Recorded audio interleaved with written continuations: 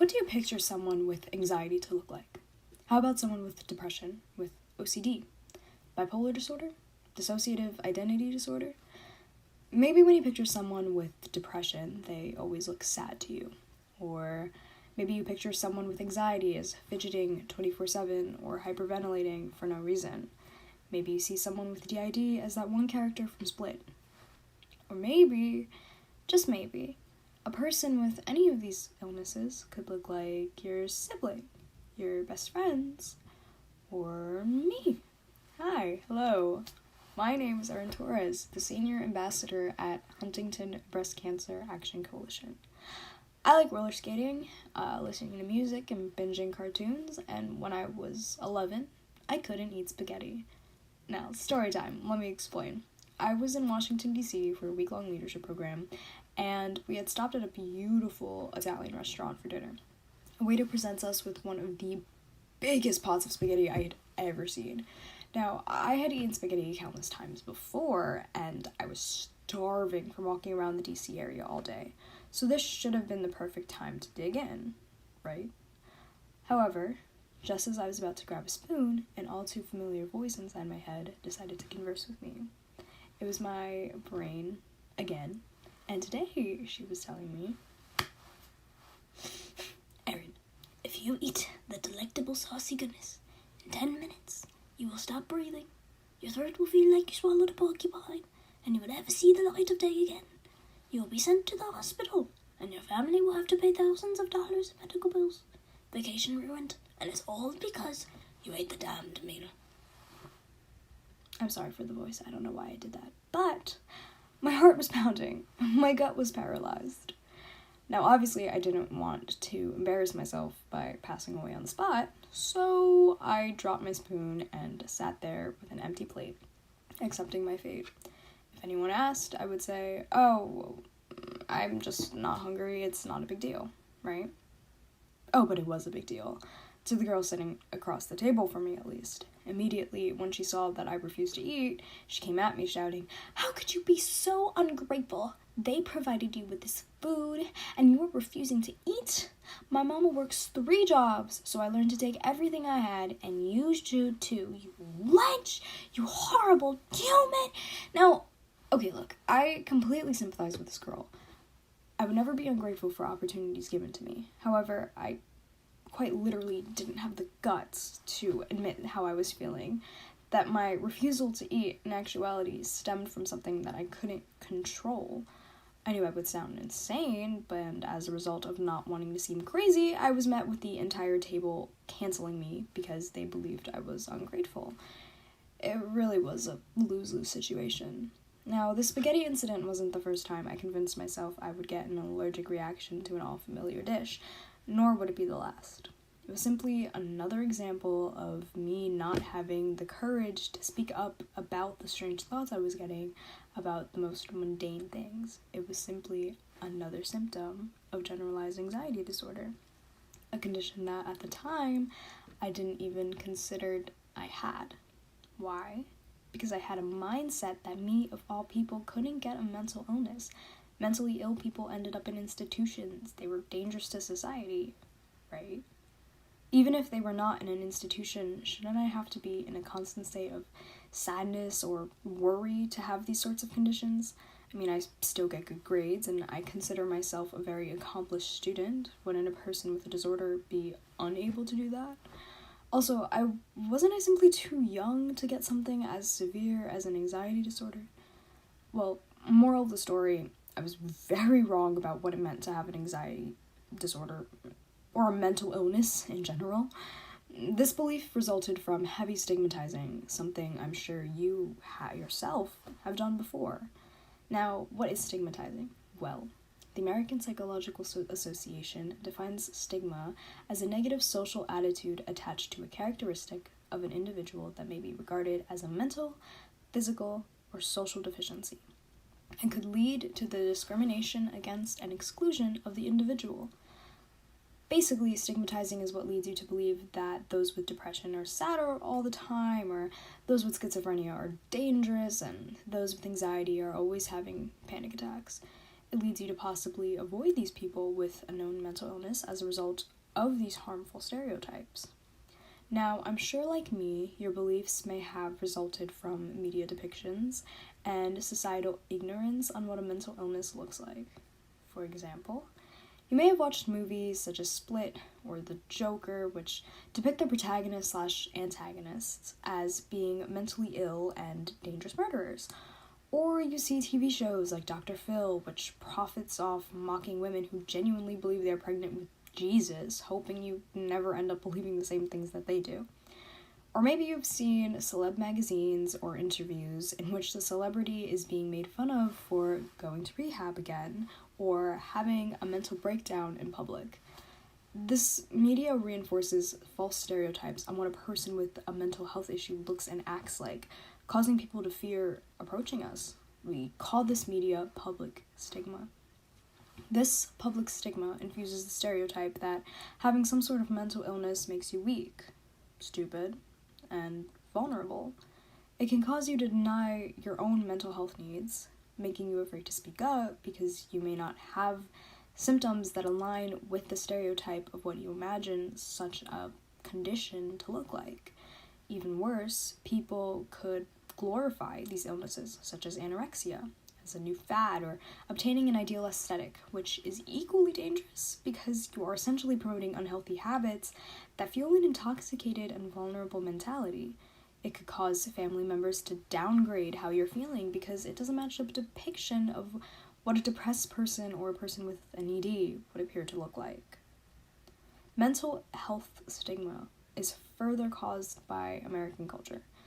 Let's face it, America is stressed. A Gallup emotions poll ranked the United States as the 7th most stressed country in the world, and rightfully so, as we live in a society that prioritizes work and climbing up the ladder of success as opposed to relaxation. We have little vacation days, a little maternity time from others, and an overabundance of students stressed from college applications, student debt, and other financial burdens, and just people living in poverty in general. As a result, we look down upon people who express their emotions and need to take a mental health day, dismissing their mental health concerns as we pursue economic success.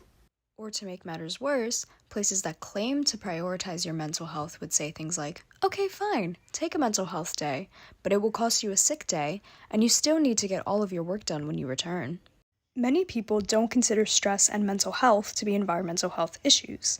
However, when we are exposed to stressful situations, such as poverty, a work deadline, or getting caught in a traffic jam, our bodies produce a cascade of stress hormones which lead to physiological and psychological changes.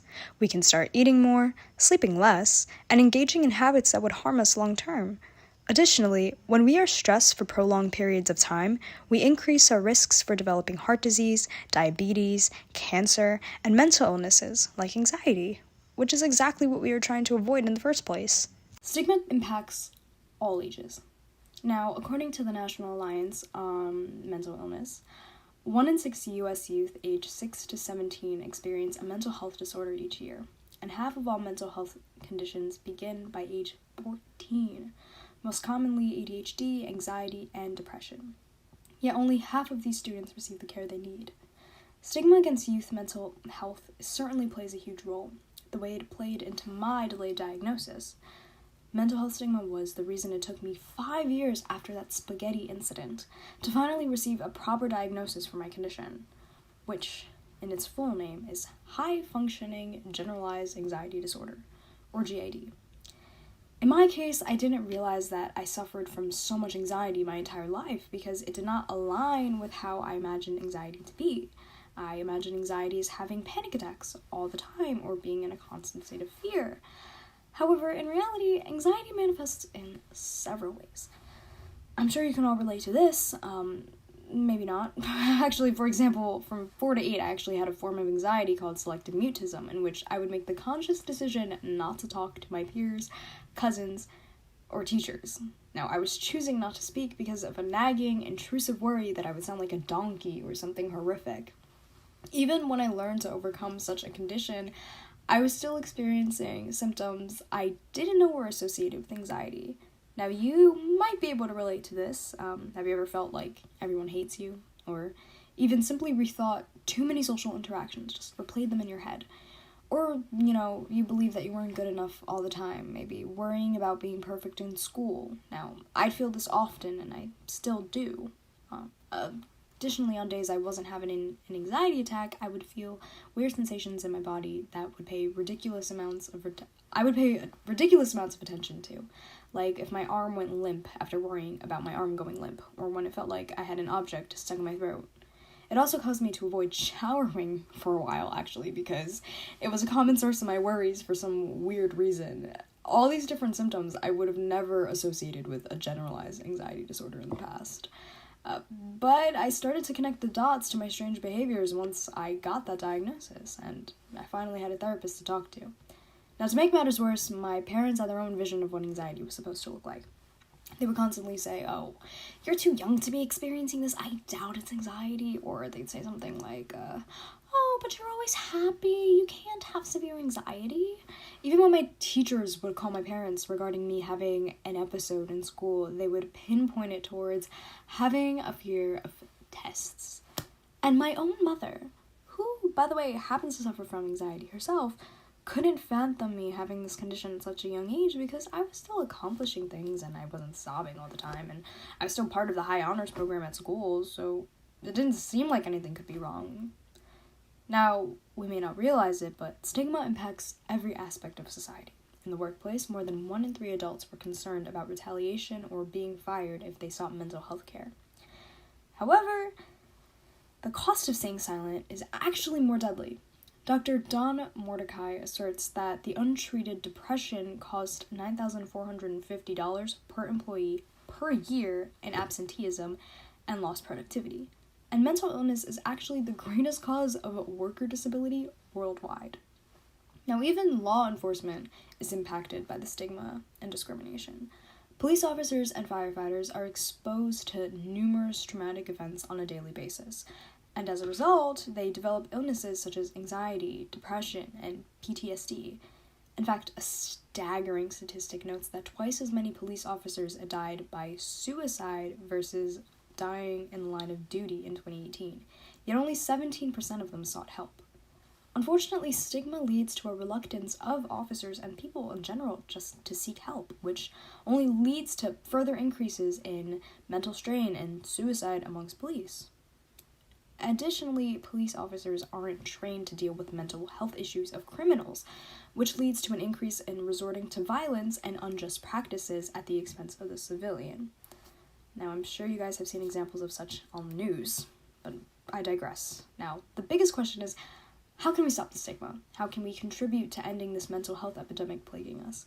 The answer is to change our environment, destigmatize and prioritize mental health. For starters, undoing the internalized stereotypes that we have towards us is the most important thing we could do as an individual, as it changes the attitudes of the way we address the mental health crisis. As individuals, we need to do our own research to address the stigma and come into first-hand contact with people who experience all of these mental health symptoms in order to learn and understand them. Since about 90% of teens and young adults experiencing symptoms of depression research mental health issues online and other people's health stories, it will be helpful to use videos and have more people come out about their stories if they're comfortable in order to have everyone around them feel comfortable and increase access to this direct contact. Now, luckily, us younger generations have already begun to take part in accurately portraying neurodivergence in movies, and celebrities are beginning to feel more comfortable with sharing their battles with mental illness online, and that's creating a culture that better accepts mental health. However, we still have a really, really long way to go, and we have other generations have to try and convince. Now, schools could benefit by mandating mental health services to children who may not have access to help at home. By training school facility to recognize the potential signs of mental illness in children, as well as creating a less competitive environment, they could prevent the development of future mental health disorders. At home, parents and peers would need to validate the experiences of a child with a mental illness as well. No more saying, you'll get over it, and you're overreacting, it's not that bad. Additionally, we can change the school environment to promote healthy levels of stress as opposed to unhealthy levels. Reducing homework, teaching students that getting a B on a test grade isn't the end of the world, starting school later at later times, like 9 o'clock, and making it mandatory for students to seek psychologists would be a great place to start. Businesses can provide dedicated mental health days as well as mental health services in order to create a safe space in the workplace. And at the federal level, the level with the most systemic change, we could reallocate the funding of mental health research to focus more on prevention, how to reduce the number of people suffering a mental illness, and identifying key stressors to prevent more people from developing these illnesses. Additionally, as a society, we need to de-stress, more mental health days, provide people, no matter the income or background, with access to therapy and other mental services, and something as simple as meditation or reporting more positive stories on the news so people can hear some good news for once. We need people to feel okay with letting out their emotions, no matter the gender or sex, and teach healthy communication to the masses. 2 years later, and I'm happy to say that my anxiety has improved significantly. Now, I also have hypochondria. That's still a work in progress, but we'll get there. However, this recovery was not without a fight, and I learned a lot of things about the way American society addresses mental health along the way.